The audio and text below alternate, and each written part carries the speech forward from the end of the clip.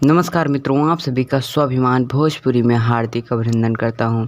जैसा कि कल रात मैं एक वीडियो अपलोड किया था जिसमें कि ये बताया कि खेसारी लाल जी का एक गाने का टीज़र रिलीज हुआ है। जी हां, कल शाम को जिस गाने का टीज़र रिलीज हुआ था जिसका नाम था बिहार की तरफ डूब जाएंगे, आज सुबह खेसारी म्यूज़िक वर्ल्ड पर पूरा full song official video release हो चुकी है, जिसमें सिंगर थे खेसारी लाल और सोना सिंह जी।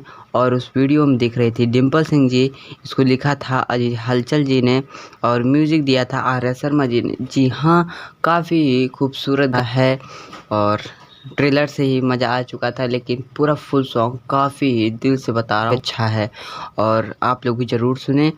और बहुत ही अच्छा सॉन्ग है। इसमें खेसारी लाल और डिम्पल सिंह जी काफ़ी खूबसूरत डांस भी करते दिखाई दे रहे हैं एक साथ। जी हाँ, आप लोग भी ज़रूर सुने। ऐसे आप लोग तक और भी गाने पहुंचाता रहूँगा नए-नए। हमारे चैनल को सब्सक्राइब ज़रूर कर लें। धन्यवाद।